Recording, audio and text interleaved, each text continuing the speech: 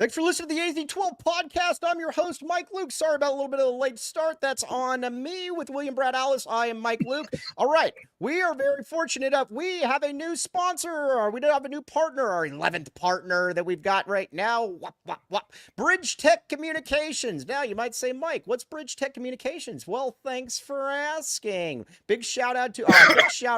First thing first that we are going to talk a little bit about, though, is they have over 1,000 clients. And what they do is they go around and they basically take, if you're a health firm or a health spa, if you're a gym, if you're a wellness plaza, whatever the case may be, they get your message out there. They've been uber successful. They're all around the Western United States. We're going to be talking about this a lot more throughout the, in the coming weeks, obviously, in the coming months. But overall, want to give a massive shout out to Tony.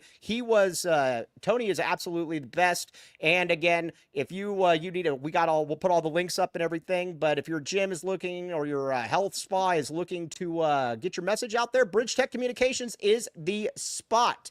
All right. On that note, hello, William Brad Alice. How are you doing? My voice. Hello, Michael Luke.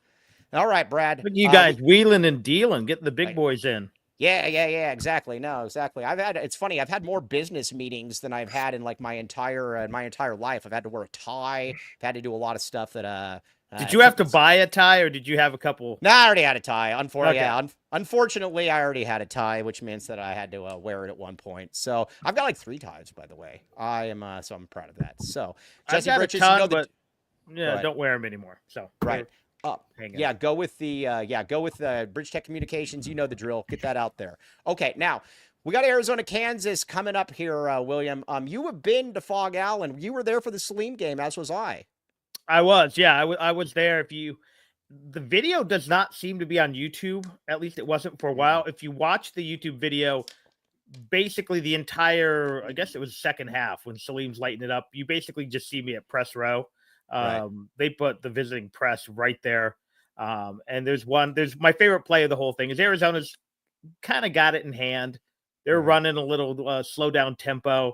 And Salim just decides to shoot it. They reverse it around the perimeter. Salim just jacks up with 3, nails it. It happened right in front of me. Yeah. And for those of you who don't remember, Salim might be my favorite U of A player of all time. Mm-hmm. He's certainly not the best. I'm not going to pretend that. There was just something about it. First of all, that left-handed doom, the prettiest shot, his surliness, the fact that I called it. That I thought, but by the time he left, he'd be one of the most clutch players, and he was clutch. And Rob Lance and I just love Salim to unhealthy. In fact, I know some kids who attend the school Rob Lance is now teaching at. I don't know if we want to reveal that, but I tell them just go by Mr. Lance's room and tell him left hand of doom. Yeah. All right. I'm going to, I love Salim was awesome. He's a top 5 shooting guard in school history. I have a little bit of a different view. I think his legacy is kind of outmatched a little bit of what he was here. In that for 3.25 years, he was a malcontent. He was in and out. He was causing problems. And one thing that I can't get past, and a good buddy of mine and somebody else also told me this too, is that when he checked out of something, he checked out. He didn't want the shot against Illinois at the end. They didn't draw that play up for Hassan Adams. He didn't want that shot. That to me goes into a little bit of his. From what I have been told, that is completely not true. The last shot against Illinois was a complete breakdown in communication. I talked to all 5 guys, and maybe they were covering for Salim, but I talked to 5 players and 2 coaches that day. They told me 4 different plays. Mm-hmm. So maybe they're covering for Salim, but right. I was told there was just mass confusion on that sideline when that play was being dropped. One guy thought it was for Salim. One guy thought it was a pick and roll. One guy thought they were the decoy. It was just mass confusion. Nick Arias, but again, that could be them covering for Salim. That's not what I was told at the time or after that. But then again, maybe guys just didn't want to bury their guy. Yeah. Now, Nick, Salim ranks. I wouldn't go that high. I think Khalid's the best in my opinion. Miles is the second. If you're talking, no, Gilbert's the best. Well, right. If we're just talking their time at the U of A. Oh, okay. Yeah. I mean, again, Salim's my favorite, but no, he's maybe 4th. maybe. And you could make, again, what do we call Steve Kerr? Is Kerr a point guard or is he a two guard? He's a point guard here. He was he was they were kind of that weird combo. But yeah, no, you cannot obviously, the legacy, Khalid's career as a totality, Gilbert's 2-year comet, and then of course Miles's accomplishment with the Finals MVP, all trump Salim's career. Right. Salim was the most honestly, the two most enjoyable players I've ever watched here are Salim and Damon. That's hard to argue. Damon was just such a player from another planet, because when he came here before, you had, and this is with all due respect, but you had a lot of Matt Othics, a lot of Steve Kerrs, guys that were solid, but they weren't, next. They weren't athletic. Damon made point. I've always said this. To me, it's a travesty that Damon Stoudamire doesn't have his jersey retired, because he made point guard use sexy. Mike, I remember there was a quote from Mike Bibby when he said, I never saw Steve Kerr or any of those guys, but I saw Damon Stoudamire. Damon Stoudamire was kind of that West Coast Allen Iverson. He came in here. He was making people look stupid. He had the tats. He was pulling up from the cactus. He just looked like he was running fun basketball. I've always felt that, yes, I know Steve Kerr was the first great point guard. I get all that. But Damon was the one that made point guard you, in my opinion. Damon was the first urban point guard at Arizona. Yeah. Or the first guy who was allowed to, because the first street baller. Kenny Lofton will tell you, Lute wouldn't let him wear the baggy shorts. Right. Lute wouldn't let him jack up. Lute played him under control, and he's like, I could have been. Well, of course, Kenny Lofton thinks he would have been better than Damon, but that's because Kenny Lofton is good at anything he tries. But Kenny no, Lofton Damon doesn't tip on the golf course though. Does Damon? And if so, I have no clue if Damon does, but I know Kenny Lofton. He's a candidate for National Coach of the Year too.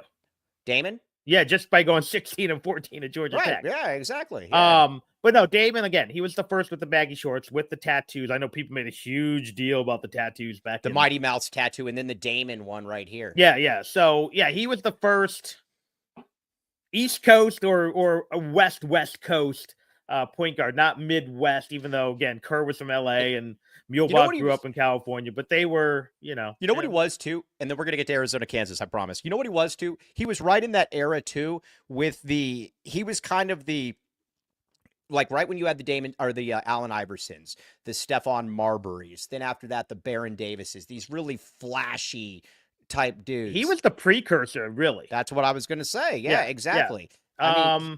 And I don't know how much of that it was a Portland thing or how much he actually took from the East Coast stuff. Because Kenny Anderson was probably the first. Because Kenny Anderson was a couple years before Damon. What high school? Archbishop Malloy. Okay. But he was the first of those New York point guards to start that run. Also going to Georgia Tech. But he preceded Damon by a couple years, because Damon was basically my class. I believe he was 91 graduating class. So we were there at the same time, saw Damon on campus a lot. Still, even as short as he was, I still looked up to him. Right. So, but that he was kind of a precursor to those guys. And, because he obviously got to the league first and had a pretty big impact in the league that I think a lot of people forget. Edgar Ortiz, no. Salim is not the best player to wear the T-shirt under the jersey. That would be Khalid Reeves. Yeah, Khalid. Khalid had a tattoo? Khalid had a tattoo on his arm. Yeah. I don't remember. Right, exactly. I'm old.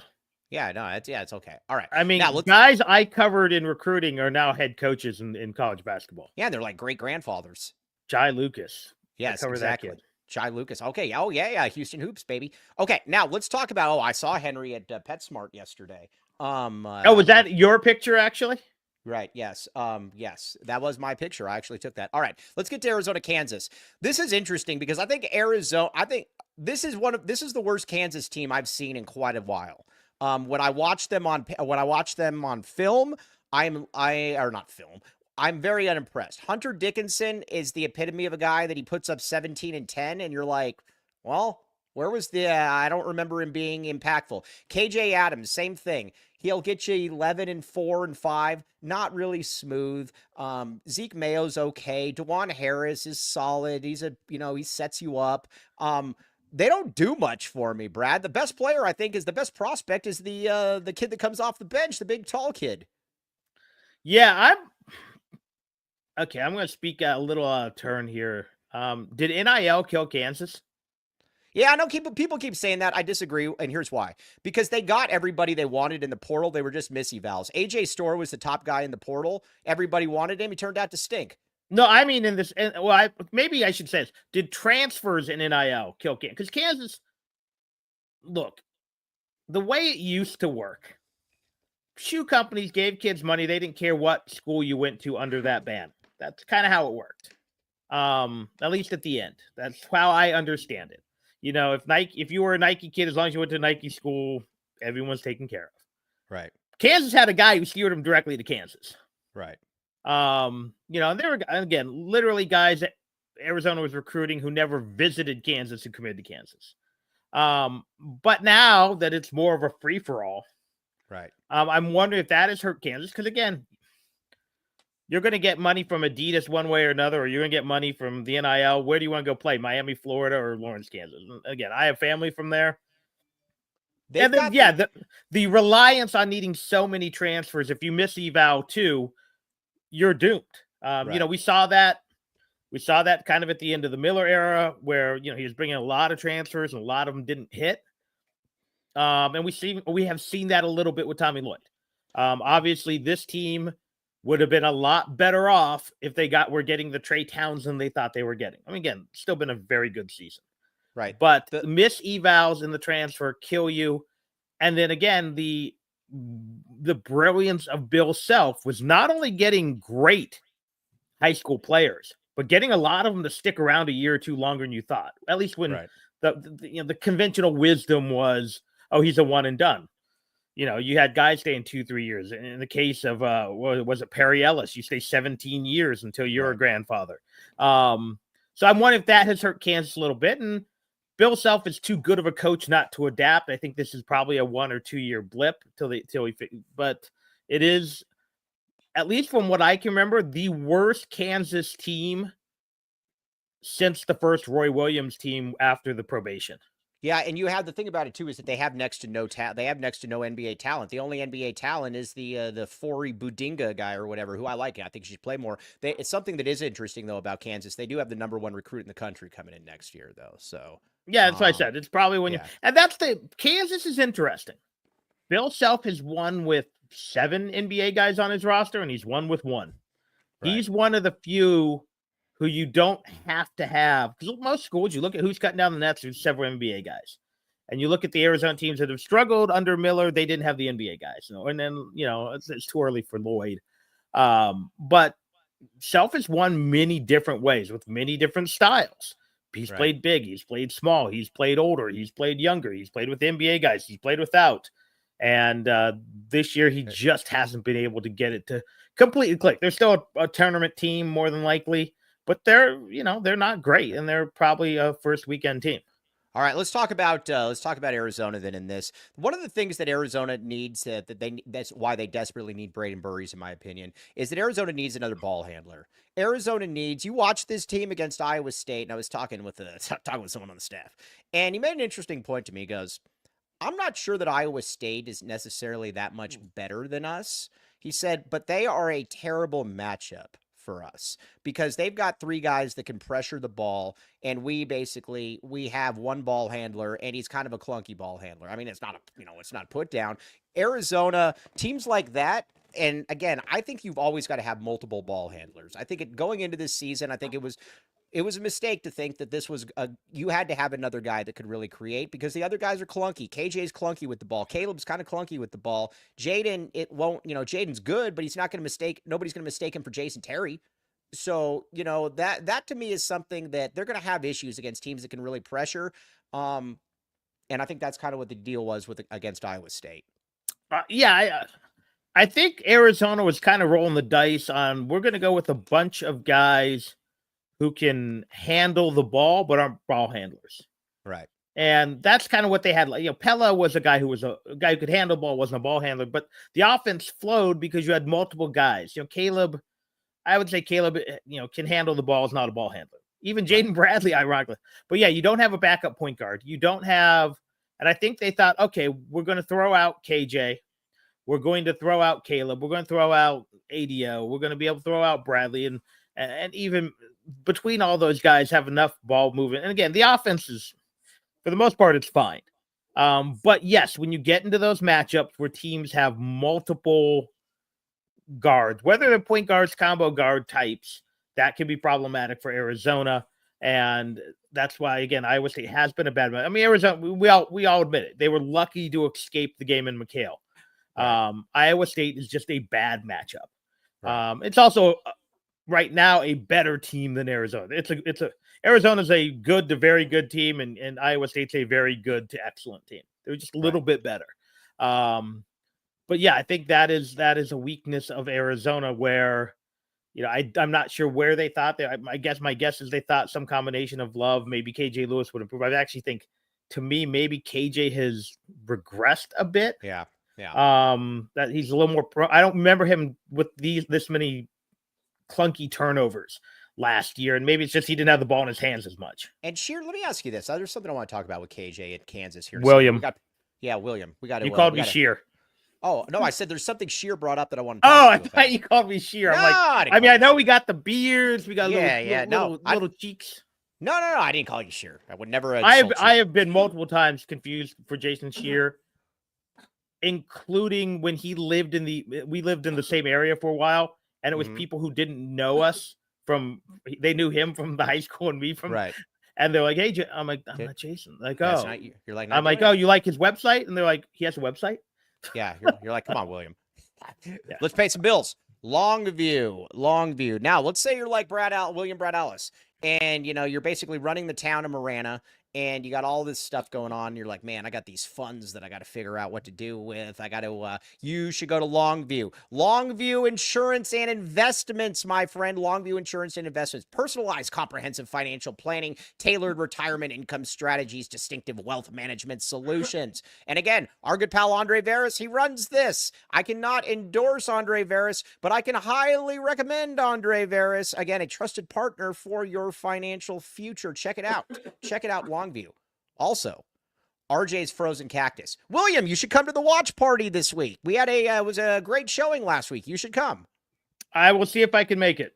Oh, that would be very nice. All right, yes. Here's the deal, though, at RJ's Frozen Cactus. Ride share at RJ's and then watch the game or just hang out with me there. They got great beers. They got great deals. And there was a lot of people that showed up. It was awesome. David Rosen, I expect to see you there again.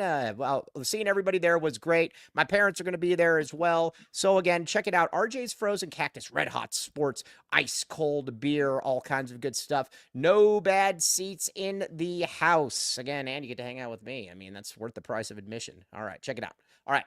Now, one of the problems with this team, and again, it's still a good basketball team. It's not a team that, like I get people that are saying, I keep getting young people that keep telling me about the standard of Arizona basketball that have never lived the standard. When they keep talking about, it's a Final Four is the standard here. You didn't live that, dude. But one thing about it, though, I think some of the player progression that I think that I was at least counting on from some of these players has just not been there. I thought KJ Lewis was going to take a real step. Now, again, KJ Lewis is good, but KJ Lewis is good for 3 to 4 really bad plays per game.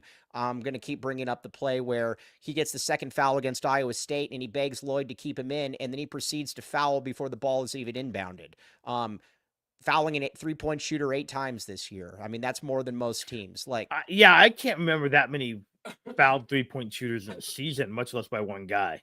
Yeah, I mean, that's more than a lot of teams. And again, I don't love his body language either. When you look at it, I don't.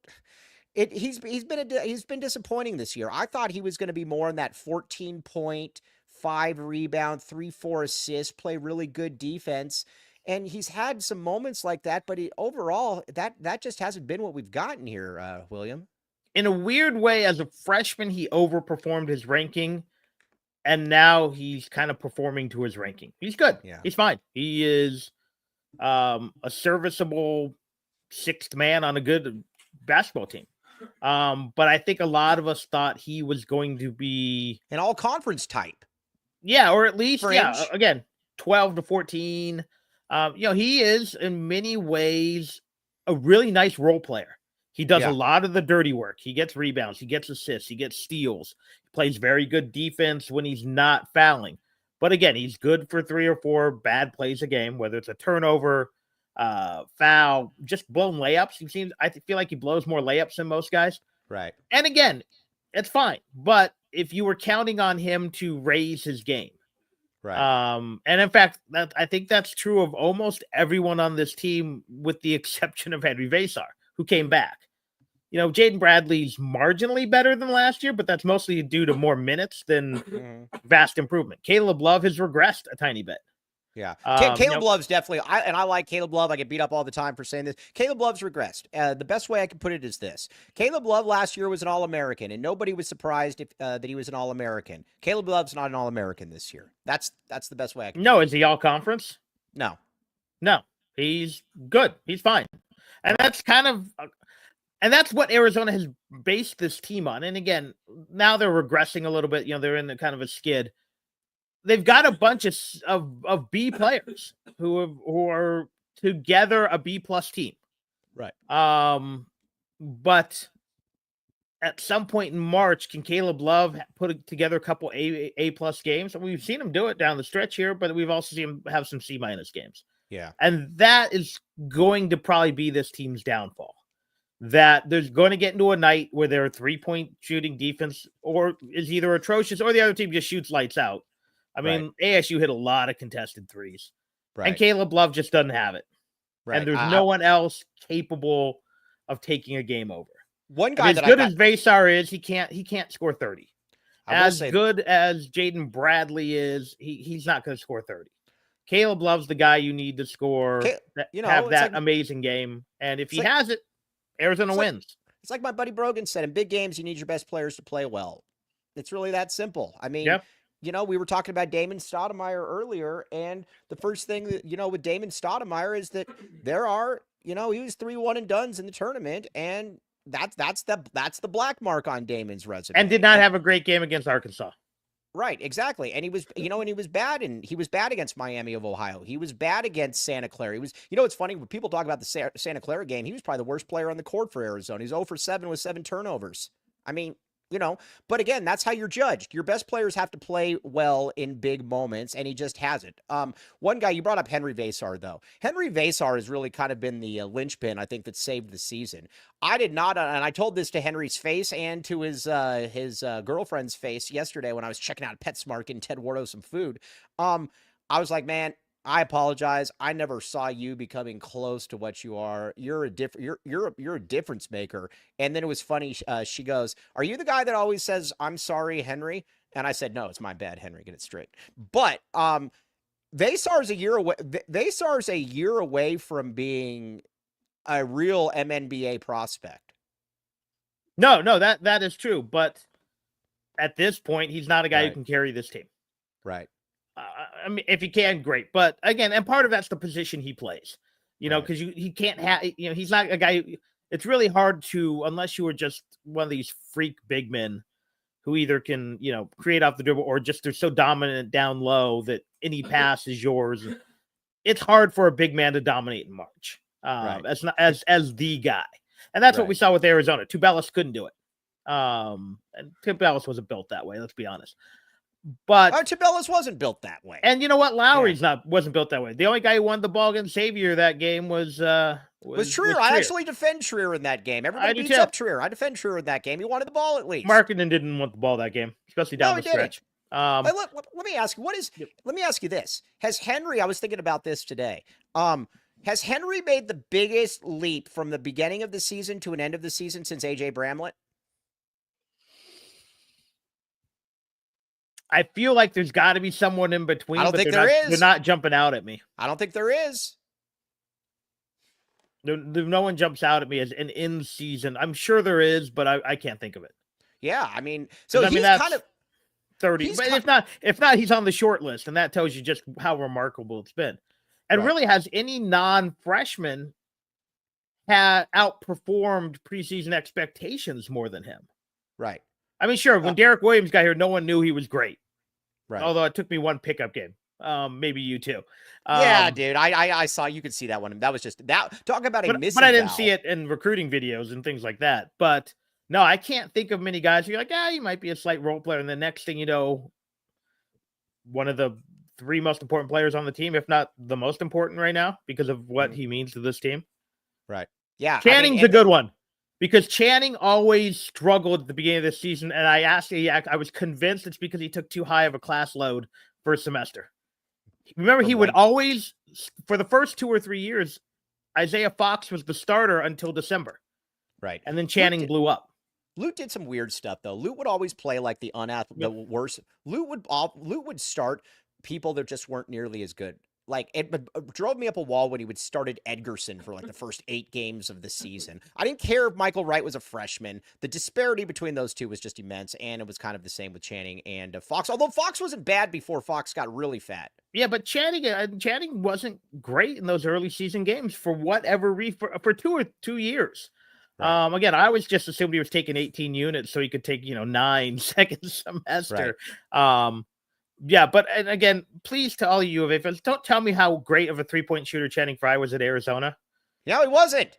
He was a low post. He was a low post player. Did he ever shoot a 3-pointer at Arizona? No, but I have always been like, Vassar reminds me of Channing when he was at Arizona. No, he doesn't. No, he doesn't. Channing play at all. Was a brilliant down low player at Arizona. The other thing too that I like as well is that what I like over Henry Channing was. Lute had a fascination with big men that refused to dunk or just wouldn't. Henry dunks things. The one thing about Channing would lay it up. Channing was not a guy that was trying to dunk in your face. The one guy that would try to dunk in your face was Ed Stokes, and he couldn't dunk. So that was but Henry's a man. I've got to give a lot of credit to Tommy Lloyd and how he's developed him, because he's really good. Look, Tommy, and I don't know if it's Tommy. I don't know if who's the more often than not, these big guys all get better.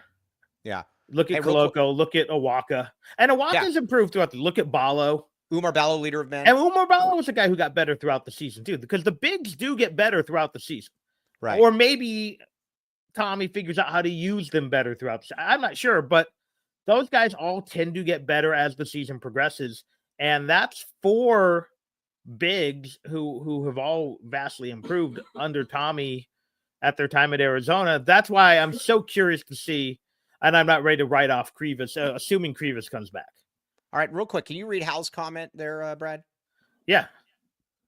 Okay, can you read it for me? Yeah, he became more of a shooter when we went to the league. Hey, Brad, that's not what Hal put there. I'm not doing it. I'm not doing it. I'm giving you girth.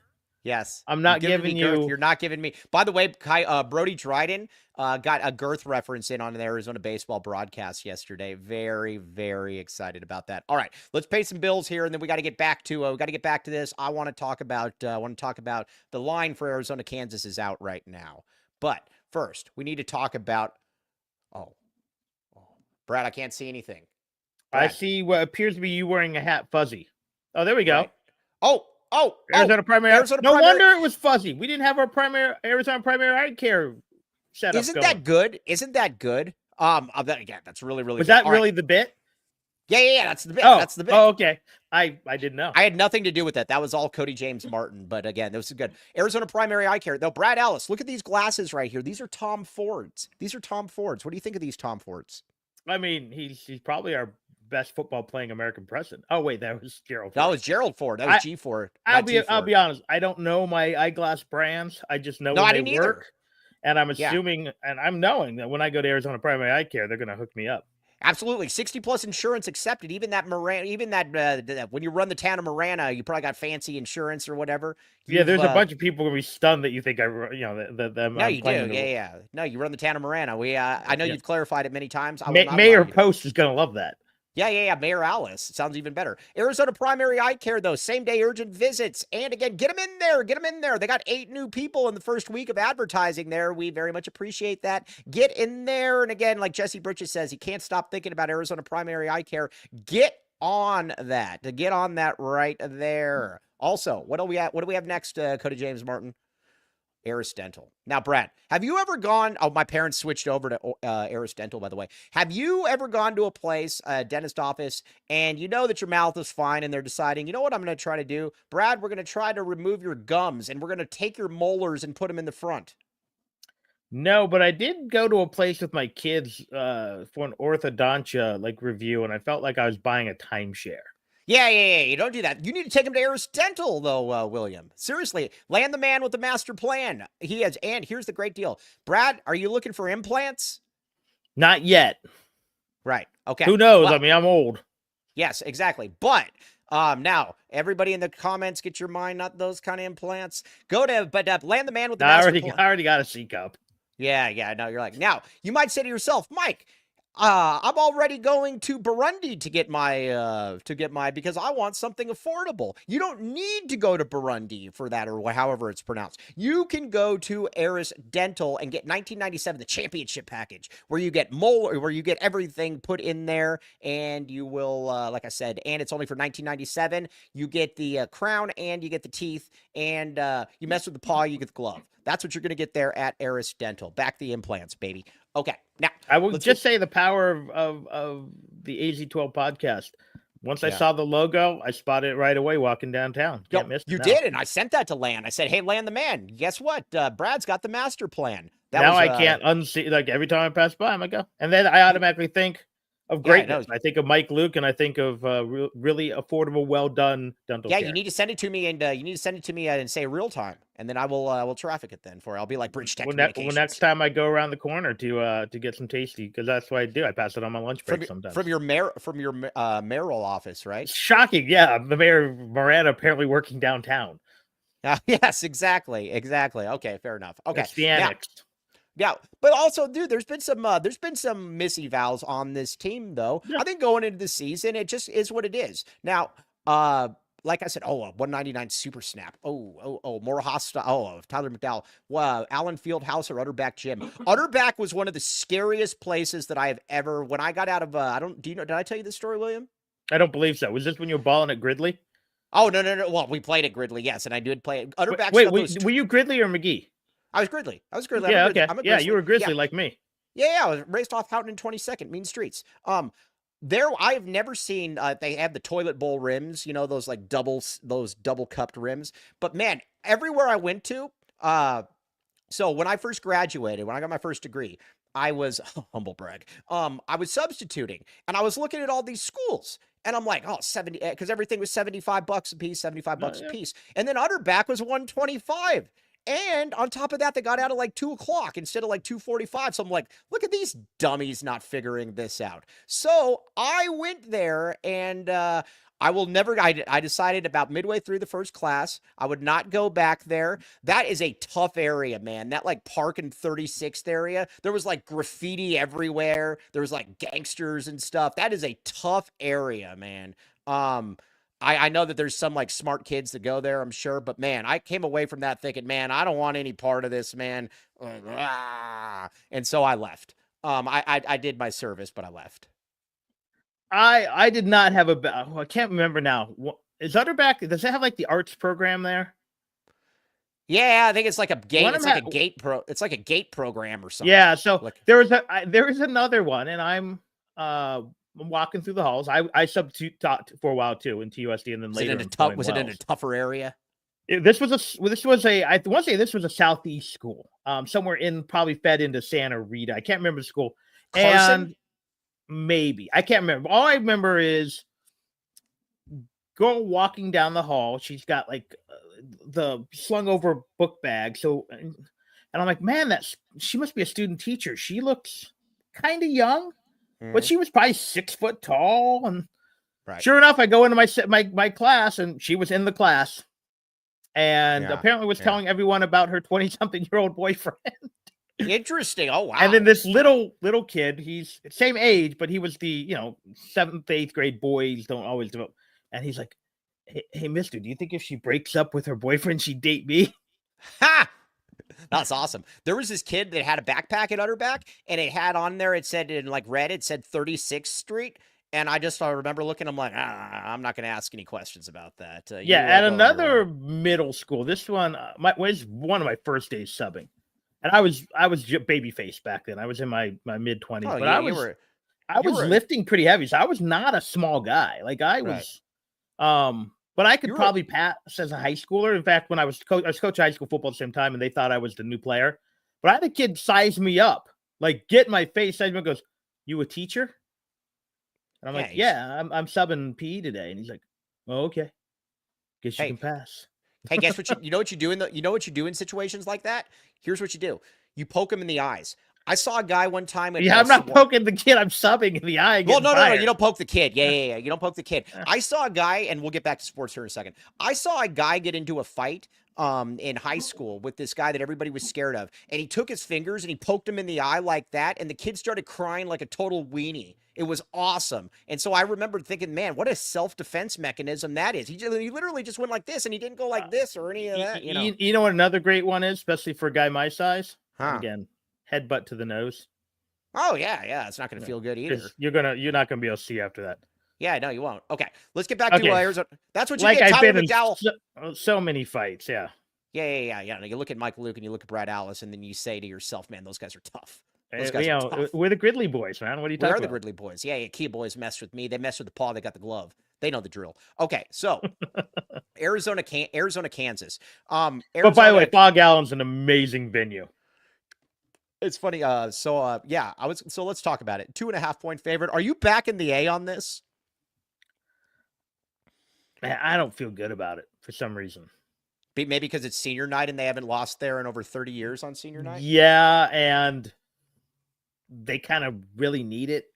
Right. It's an amazing when it's rocking. It's amazing. Right. I haven't seen anything in the Pac-12. I mean, McHale's really good, obviously, but man, Fog Allen's good, and it looks like a giant barn. Yeah, I mean, all right, I'm going to go. I don't think Kansas is very good. I am back in the A on this one. Let me ask you this. Let's talk about Trey Townsend. That was a missy val. I'll put it to you. I mean, I was wrong. Believe it or not, I am wrong from time to time. Trey Townsend was, 12-7. Like legitimately, like I thought a lot of people hoped, then this team's probably in better shape. But I got to give Tommy Lloyd a lot of credit, though. The man of girth, Tobe Awaka, is he's awesome, man. And I get people that ask me this all the time. Would you rather have Pete or would you rather have Burries? I'd rather have Burries because I need a ball handler in there, and I like what I've seen from Awaka. Awaka is like he's somewhere in the middle between Michael Wright and Gene Edgerson. Yeah, That's a good is he what everyone hoped Mohamed Tangera would be? Yeah, I think that's fair. If he didn't blow out his back, or who was the other kid who Chol? Chol might have been more athletic, long, but no, I mean Awaka they got everything out of Awaka. I think they hoped they could get out of him. Right. He was okay. What was he last year? What can he be? And he is. And again, it's taken him a while, but he's, I think, maximized at least what he can be this year. Maybe in the offseason he can add some other wrinkles, but he's aggressive, he's physical, he's not a weenie. He's not a weenie. He finishes pretty well and getting better. I feel like he misses less bunnies now than he did at the beginning of the year. Again, you would love to have Koa Pete. Right. But if you had to go to war next year with some combination of Awaka, Vassar, Krivas, or Emmanuel Steven, because I'm assuming Steven improves with time in the program. 3 of those guys is as good a front line as you're probably going to have. And then if you can add a Pete or retain all 4, that's a nice front line that can compete with anyone. Let me ask you this. Let's pay some bills, and I want to ask you something about if this team can win a national championship. Okay, but first, what do we got here? Cody? Talk to me.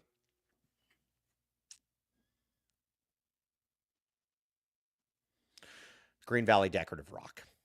All right. I still owe you a photo. You do owe me a photo. You've lied. Right around the corner. This. Guess what? That was on my show notes as well. That's why I paused. That's why I sighed. I'm not happy with you. It's okay. Green Valley Decorative Rock. We have to push back on these rumors. Do you know about these rumors that are being pushed around about that they're only in Green Valley? Can you believe that? I can't, because they're in the hood with me. They are there. They are there, they're there. And guess what? They had record sales this past February despite this smear campaign that is being perpetrated by some of the terrible youths in America. These guys. But either way, Green Valley Decorative Rock. And guess what? If you buy a ton of their stuff, Brad, they'll deliver it to you for free. Now, you're in the town, you're running the city of Marana. I get all of this. And so if you buy a ton of their stuff, they will deliver to you because they deliver west to Marana, Brad. Did you know that? I did. You know how I knew? Your ads. Yeah. Now, can I promise you that you will get me a real-time picture here soon? Yeah. Assuming we don't get rained out today, I will pass by there on my way to Tyler's baseball practice. How about you know that? The drill, though, Brad. Mess with the paw, you're going to get the glove if you don't do that for me. Need the glove or the paw. All right, you don't want the glove or the paw. And I especially don't want to be on Ted Wardo's bad side. Yeah, no. Now there's a lot of people though that are also asking. They're like, Mike, where else do they deliver to? I don't know that they deliver to Indonesia. There's been people that have asked me that. Burundi, yes, or where was the other one? Or Alcatraz. Welcome to the rock. And their trucks have a lot of girth. Check it out, Green Valley Decorative Rock. We love Mike. He's the man. Yes. Okay. Now, what else we got? Cody James Martin? What else do we got? Oh, Michael Rubin from the Swift Mortgage Group. All right, now you might say to yourself, Mike, what can the Swift Mortgage Group do for me? It's not about what the Swift Mortgage Group can do. Well, it is actually about what they can do for you. Either way, check it out. Again, you got the Rubin Group at Swift Mortgage. Here's the deal. Code word Deron Johnson for $500 off. Deron Johnson, one of the two best players to ever come out of Sunnyside. Now, if you're looking to buy or refinance, reach out to the Rubin Group. Local to Tucson, former teacher, use code Deron Johnson. Again, he can help you get pre-qualified for home loans, help answer your questions like how high of a purchase rate do I go? What does the payment and other monthly payments look like? And here's the great by the way, the Lighthouse program is being released today, March 7th. Get that, use that QR code right there. Get 4% assistance and below market interest rates and apply the QR code. He can help you refinance if your current interest rate is 7% or higher. Boo, we don't like that. Or if you want to tap into your equity to pay off debt, complete a home project, go to the Rubin Group, scan that QR code there. You will thank me later. Okay. Funny Deron Johnson story. That's actually Deron Johnson adjacent. Sophomore, it must have been junior year in high school. I am in first hour. I had math class, algebra 2 or whatever it was. And one of the guys who sat by me was he just moved from El Paso, but he was varsity basketball. And he comes in and he's just glowing, like you walking on air. I'm like, oh, how'd you guys do? Did you guys win? He's like, no. I'm like, oh, you have a good game? He's like, I blocked Deron Johnson. I'm like, oh, so you shut him down? He's like, no, offside, came on from the outside, blocked him. He lit us up. We lost. He's like, I blocked Deron Johnson. Yes. Yes. Deron Johnson, I believe, though, that Jermaine Watts was the best player to come out of Sunnyside. I've always believed this. I will believe that. I thought Deron might have had the better high school career, but Watts obviously... Yeah, Jermaine just got into a lot of trouble. They both got into a lot of trouble, but it is what it is. Okay. Anyways, let's get back to Arizona. I'm going to ask you: Can this starting five win a national championship next year? You ready? Next year, not this year. Next year, because there's going to be players that aren't on the team right now. All right. Can this starting five win a? Okay. I see. Oh, you're going to give me the starting five. Oh, okay. Get it. Jaden Bradley, Braden Burries, Carter Bryant, Tobe Awaka, Henry Vassar. Assuming guys continue to improve, yes. So yeah, I agree with that. I mean, they have to have depth. Obviously, they have to go 8 legit deep, but I need Carter. I need Carter to come back. That is a big thing for me. Oh, by the way, I very much appreciate this. Robert Gustafson. Is anyone here more likely to buy stuff from places that advertise on the show? I am. Yes, very much appreciate you.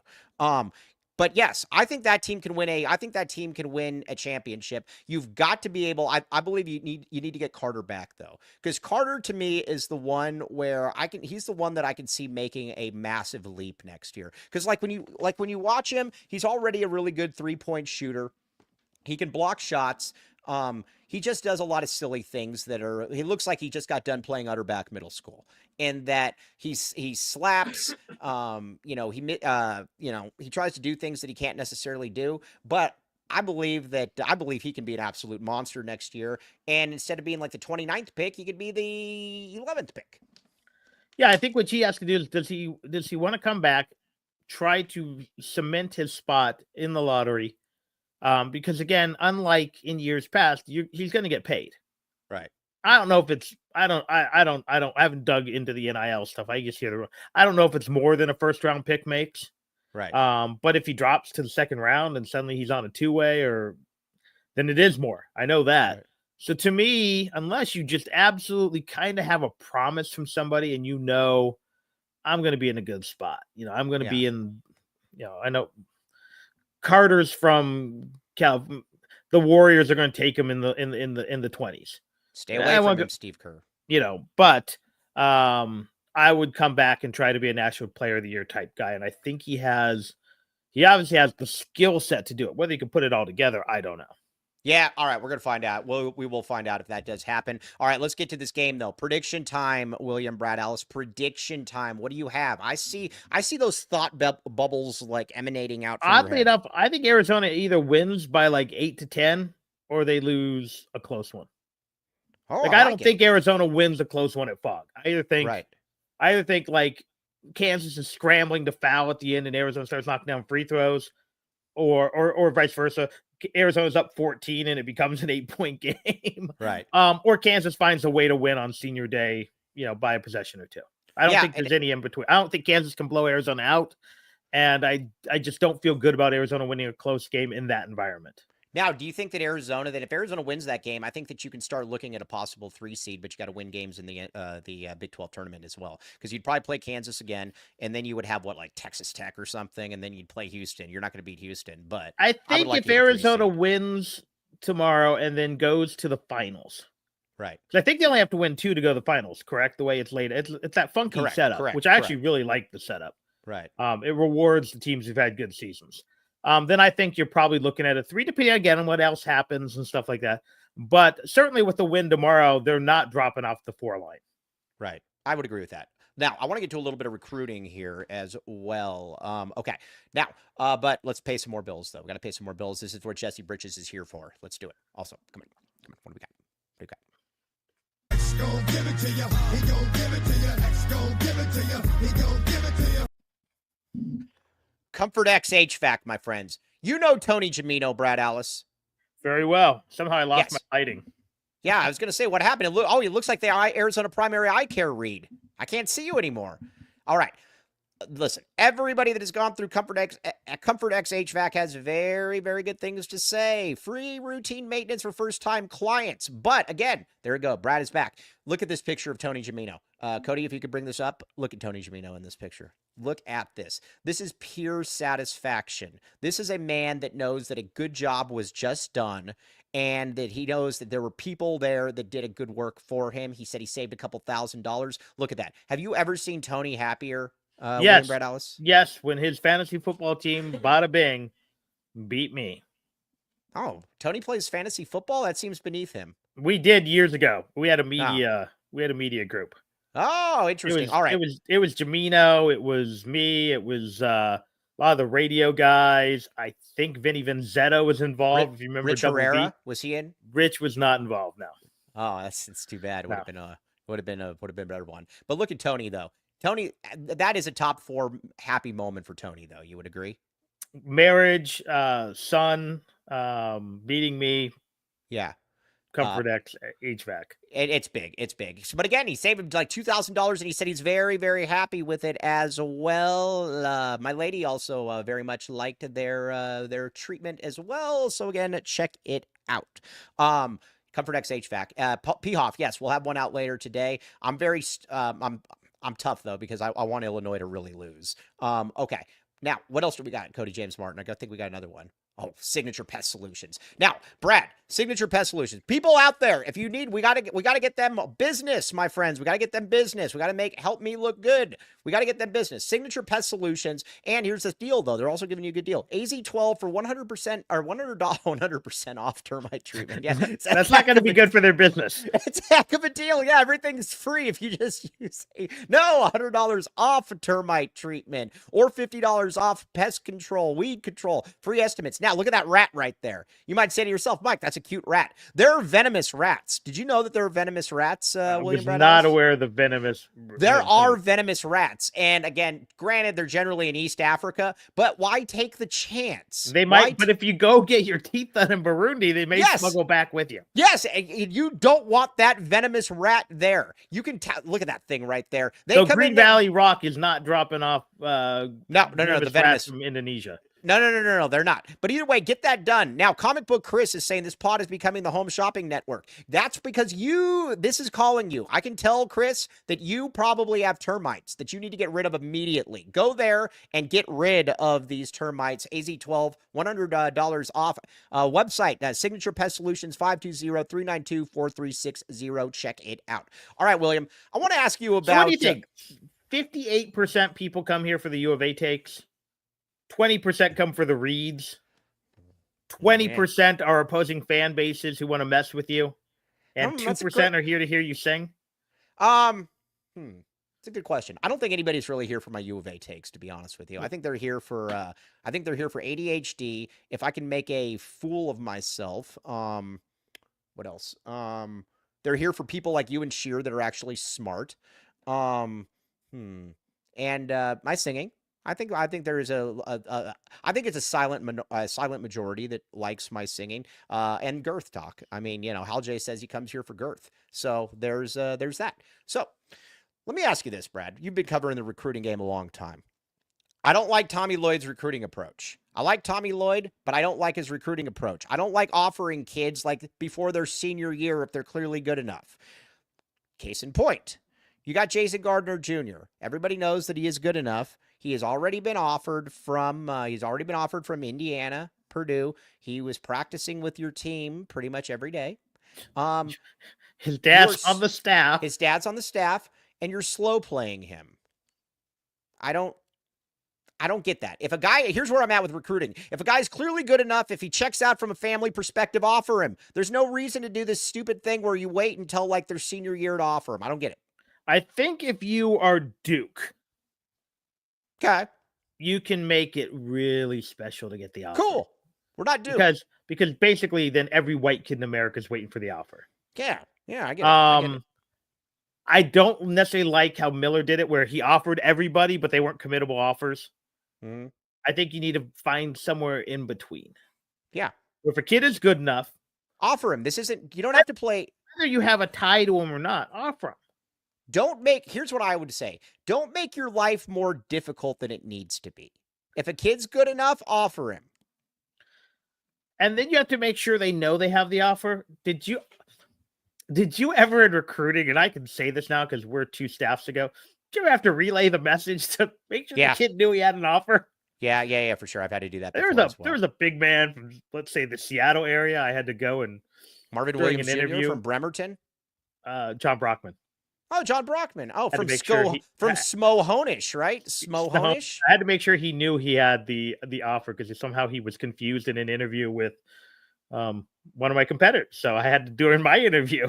I was going to say, did you tell him that you mess with the paw, you get the glove? I did not. No. Because, John. Do you think that's why he didn't end up here? Maybe. But either way, you agree with me, though. If a guy's clearly good enough and the family situation checks out, offer him. This isn't, again, I don't get it. Yeah. Get him posting those offers. Make it a big deal on social media.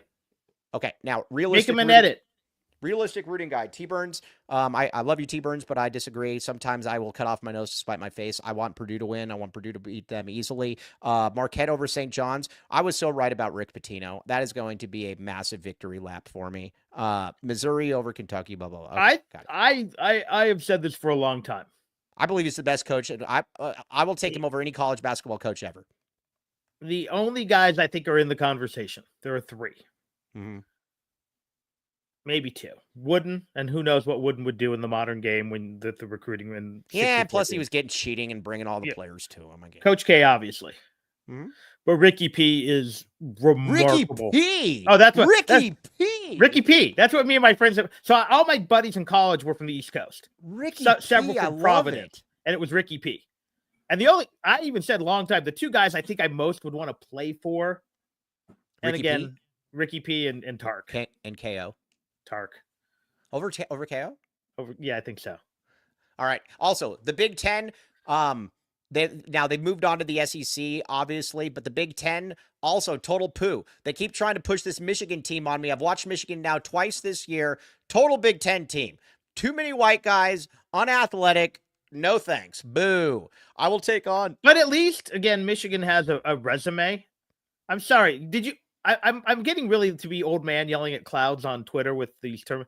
If you are more games under 500 in your conference and other teams have losses, you can't be in. You can't. I agree with you. I want to. And I don't care how bad Akron is. They're 24-6. I want to see a 24-6 team in the tournament. Yes, I would agree with that. I would agree with that. The Big Ten sucks though. If I die tonight, that is what I want on my gravestone. That it said that he fought back against the Big Ten basketball propaganda because it's crap. And I do not like it. I will stand against it. Okay. On that note, though, William, one more time, get the score. Get the score for the folks. The score. I'm going to do this. Back the A. Come on, no hedging, back the A. Because last time I hedged and swapped from my loss prediction to my win prediction, they lost. So I'm going to say Kansas 91, Arizona 89. Can Kansas even score 91? I don't know. But that being said, I think Arizona might win by 8 or 9. Yeah, that's what you say. No, you get one last chance. You get one last chance to correct this. I'm gonna go with my original prediction because when I hedge, it doesn't work as well. All right, I'm back in the A. Cheer can't be the only hedger.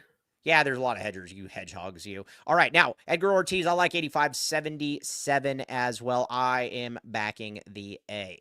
All right, William, very much appreciate you. You are the man. I try. All right, bro. We will have William on next week. William, you're a beast, and we will talk with you soon, my friend. Yeah, we'll try and not let Little League Baseball get in the way of doing some shows. All right, my man. Oh, I don't want. What are you going to send me today? What are you going to send me today? I'm going to send you a picture of The Rock. Okay. All right. From there on. All right. For William Brad Alice, everybody in the chat, you guys are fantastic. Very, very much appreciate you. I am merely Mike Luke. Cody, we got all the reads in, right? Cody? CJM. All right. Well, I don't think Cody's there. All right. Well, anyways, I think we got all the reads in. Yeah. All right. I'm going to say, all right. We're signing off, though. TTFN, ta-ta for now.